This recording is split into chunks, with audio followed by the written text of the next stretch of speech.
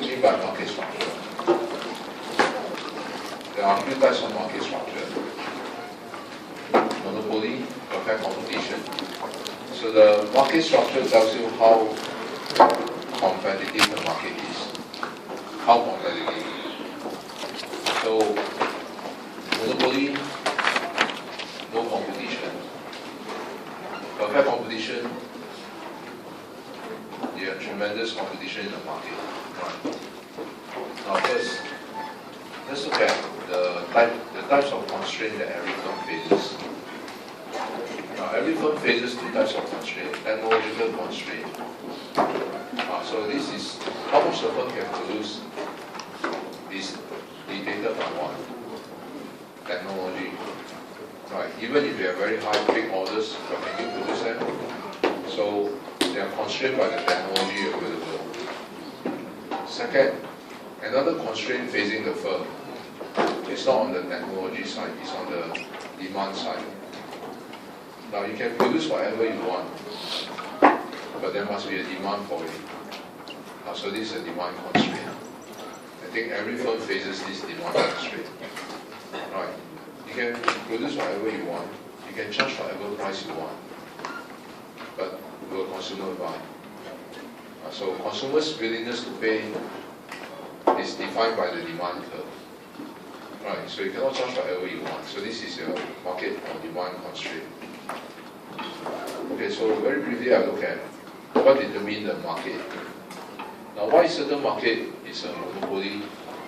How come we have perfect competition? So what determines the industry? Will it be a perfectly competitive industry or a monopoly? So that depends. Now, let's look at economies of scale. Now, if you can recall, economies of scale means long run or short run. Scale stands for what? Scale stands for the size of the firm. So here we talk about economies of size. What do you mean by economies of size? Economies of size means the bigger you are, the better. You benefit from size. Okay, like what? Look at this firm.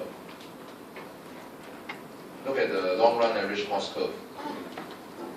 Now, not every firm has this kind of long run average cost curve. The word scale means size of the firm.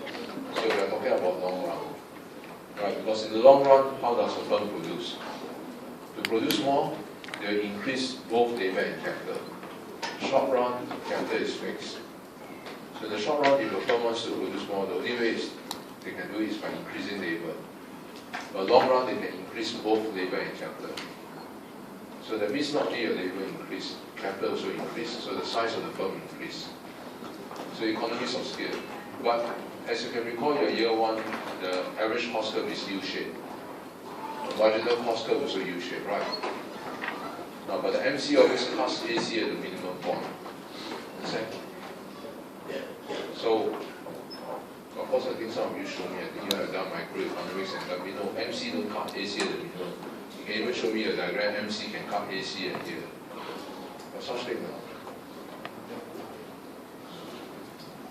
Your year one start, I'll just let you know. You have an AC curve, you have an MC curve, but please don't ever show me your what? MC curve cutting your AC curve. These are MC and AC, right? Can MC cut your AC here or not? No. Cannot. MC always cuts AC at where?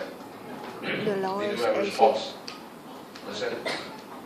So don't go and show me what you have learned.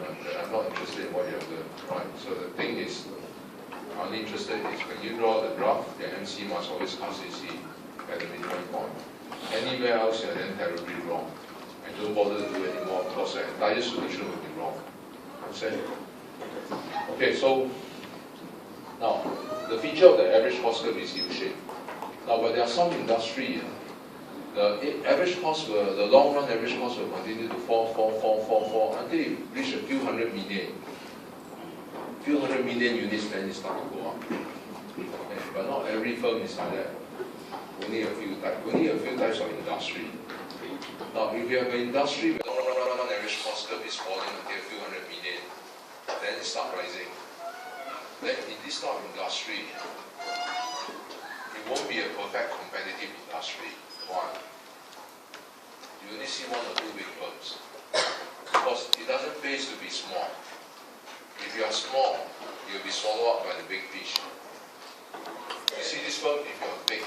Now, how do we measure big or small? Quantity.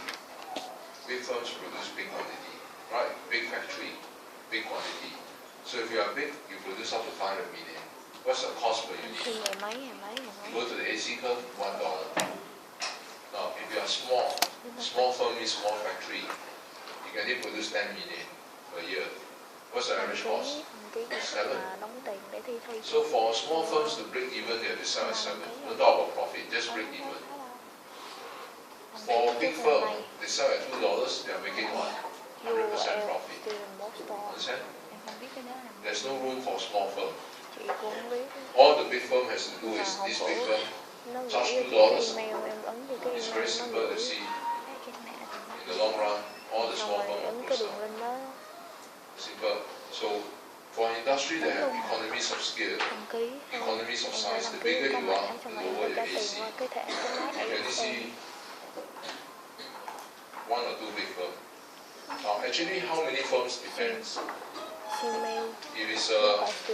If the industry demand is 500 million, how many firms are there?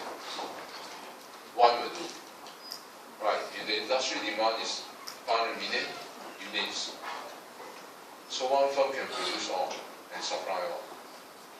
But if the industry demand is 1,000 million, how many firms are there in this industry? One firm not enough. If the industry demand is 1,000 million, you need how many firms? 2 firms to produce. Right? So that's called duopoly. Right? So duopoly means 2 firms. So the market could either end up as a monopoly or a duopoly, depending on what? The market demand. Alright. If it's 1,500 million, how many firms are there? 3 firms. Alright, so we call that oligopoly. So whether it's a monopoly, duopoly, or oligopoly, depends. Right. Now whatever you call it, it's still a few big firms. Understand? So either oligopolies or monopolies, no more. Now, of course, how come in the real world we don't see all this? Very few industry have this type of AC curve. What type of industry has this type of average cost curve? The airline industry. Those with very, very high fixed costs, very, very high fixed costs, will have this type of industry. Right. Airline, shipbuilding industry, telcos, all these very high fixed costs. Car producer. That's why you see around the world, you only see a few, even Japan, US, only a few big car producers. Very high fixed costs. So you and me cannot go in. Small firms, anyway, will be wiped off anyway. Right? Even if the government protect you, no use. The market force will be such that all small firms will close down. So those firms with very high fixed costs, you see the market will end up with either monopoly or oligopolies.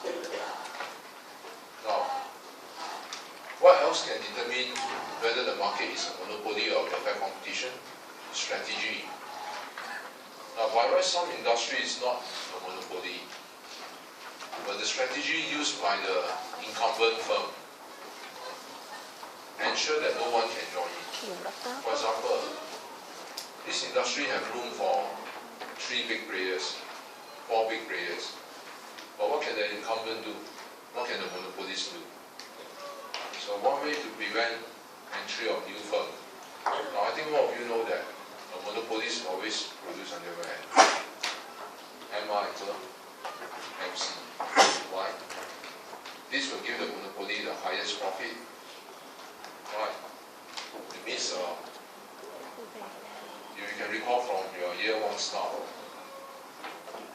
A monopolist, he will always produce until when?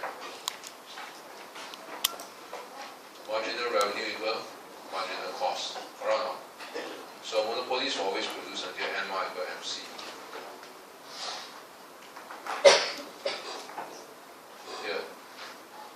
marginal revenue function, MR equal MC, point A. Because when marginal revenue equal marginal cost, at this point, profit is the highest. So MR equal MC. So this is output. Now what price can they sell it for? Go to the demand curve. Consumers are willing to pay this. So this price, so this output, the price is here, the average cost is here. So this is our profit. Now, so to maximize profit, the monopolist will charge PM, and they produce SM, and they charge PM. But what happens is that in the real world, we notice this doesn't happen. A lot of monopolists, what they will do, in the sense that there's competition, they'll purposely sell below the profit maximizing price. Why? Why they purposely sell below the profit maximizing price? This is to signal to the new entrants to come in.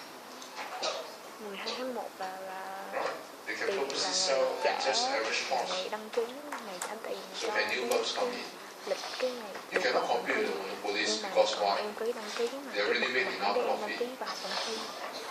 Now, if you are new firms and you come in, you sell at that price, you will take losses. Now, you have not earned enough profit to take losses, and you will close down very fast. So, if you purposely sell below the price, that's called limit pricing. Monopolists, how to prevent new firms from coming in? They practice limit pricing. Purposely sell at a very low price to signal to the new firm to come in. Because at that kind of price, they know you're going to make big losses. Now, the incumbent normally can withstand losses because they earn enough for so many years. Okay, so by right, the industry should be an oligopolist, but now become a monopolist. So the strategy can influence the market structure. Another way to prevent new firms from coming in, I think Microsoft was sued a few times. Europe and US, right? Why?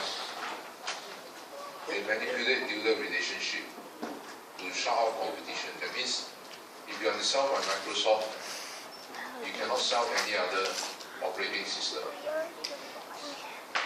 So at the time, Microsoft is very powerful, right? It's the most powerful, most sellable operating system. So what to do? If you want to sell Microsoft, you cannot carry other operating system. You cannot sell Apple, you cannot sell any other brand. So that's why in this way, are you monopolizing the market? Sure, every dealer is under your control, right? So that's why they're sued very heavily in Europe and US also. They lost. Because this is one way to shut out competition. So sometimes the market will be competitive, but if you use such technique, so no firms can come in. You understand? So the strategy of the incumbent can determine the market. Capital requirement, I think we know, right? Certain industry you cannot go in because the capital outlay is too high. Even if you know airline is profitable, can you go in? You just cannot go in. Even you know telcos can be profitable, can you go in? You don't have the capital to go in. We are talking about billions of dollars. Now some type of market structure monopoly are artificial. Patents, copyrights, all these are artificial. Why? If you invented something, you send for patents, and then you can be a monopoly for a very long time. You send your thing for copyrights, you can become a monopoly for 20 over years. So anyone who uses your thing, you just keep quiet. You don't do anything. Be nice. Now once they start making a lot of money, you file a lawsuit. And you can make big money from there. So that's what Apple is very smart. Samsung copied their thing. But you see, Apple didn't file a lawsuit. And everybody was quite surprised. How come for such a long time, 6 years, they didn't file a lawsuit? They're then rebel. You copy the thing, they don't even know whether you make money or not. That's right. But ultimately, when Samsung make a lot of money, Apple filed for what? $1 billion lawsuit. Samsung lost. $1 billion lawsuit is very big. Infringement of copyright, 1,000 million. Right, you don't have to do anything, just sue this guy 1,000 million, and this guy has to pay. Okay, so now the reason why I think every country institute this is because, frankly speaking, because of copyrights, I also cannot buy my Microsoft software for $1.50. Last time I used to buy all this at $1.50, Sinwin Square. Now cannot. $200 over $300. Every software I have to pay $200. Now, because if there was no copyright, I think also a problem, then nobody will bother to do anything. The people who do all this spend, I think a lot of hours, a lot of time to do it, and then if someone else do it, then there will be no reason why anybody will innovate, right? So that's why throughout the world you can see even now China they enforce copyrights. So I think still can buy pirated software there, but now they're enforcing it really. Okay, so all this create, of course, monopoly. Now, are these natural? No, these are institutional, right? Legal monopoly. Okay. The other thing, you see the same thing.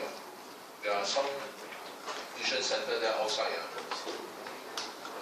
Do some con job, say they can do this, do that. Now they're desperate. Put out there, I will buy your nose at any amount. They're desperate. Because if you look at intro econs, some of the things are so limited to do. Until we also don't know. So they're going to take in 1 or 2 students and ask them how to do this MCQ question. They don't know it. Desperately. Anybody who has a solution, please come here, pay you any price. So you see, everything they try to copy people think. And people are not stupid, right? Nobody do anymore. So every day they want to put out there, anyone got a solution to the MCQ question, this please, I'm willing to pay any amount. Who do it? These people copycat, right? Want to earn money, must use your brain. Right? When you use brain, try to steal people thing, now people become smart, nobody. So you see, the copyright I think is very important. You can understand from a micro point of view. If people feel that you do so much thing and then people steal your thing, then at the end of the day, the national problem is what? Everyone suffered.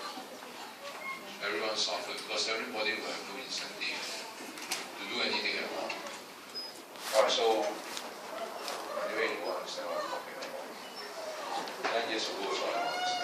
Every day I'm just thinking of buying pirated software. Today I understand why. Since today I cannot find it anymore. Okay, control of resources. This one is very simple. You cannot be a monopoly unless you have the resources. Now I know that oil is a very profitable business. You see, the last few years, tremendous amount of wealth was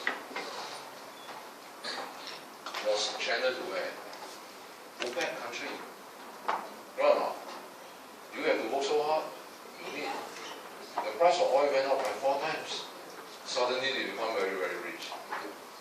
You need to work. You see Dubai now very rich. Of course they overbuild. They make the money there, but they lost the money in other things, right? They invest in the wrong thing.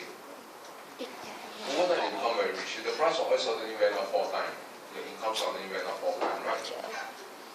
From US $25 per barrel 5 years ago now, whatever crisis you name me, about Lehman, sister Lehman brother, still 100 US per barrel.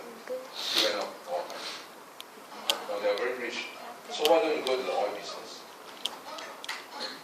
Why? We don't have the resources. Right? We have a stomach, even like my stomach big, for commercial purposes not enough. Right? The oil there is not significant enough for me to sell oil. So if you want to sell oil, first control of resources is very important. Okay, so to be a monopoly, you must have the resources. So OPEC has. Okay, certain industry you also notice first mover advantage, cost advantage, first mover advantage. Now, the cost advantage means what? If you are the first mover, you normally have the cost advantage. Now, because if you are first mover, you acquire the experience first. So if a second mover come in, normally they cannot compete with you. Your cost is much lower. Now, of course, Singtel and StarHub, you wonder how come StarHub and M1 can compete with Singtel? That was different.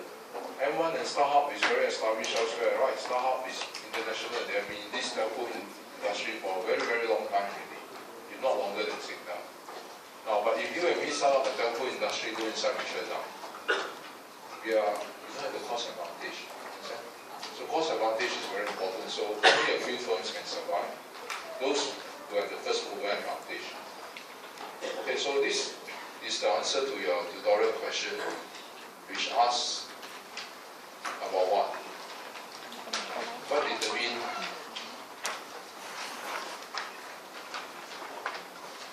the market structure?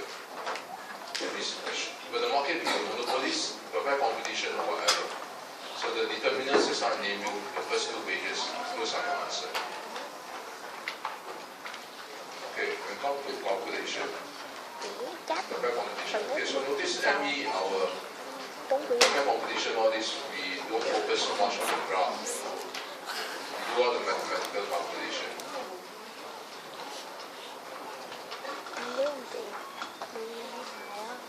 So I think after the breakdown, I go through the provide competition. Now, have you all received your assignment book or volume? Are you aware there's such thing called assignment book? I think you are not aware. Your assignment book, you go to your student portal account. If you have problem now, after the break, I discuss with you. Maybe you can access, see what problem you have.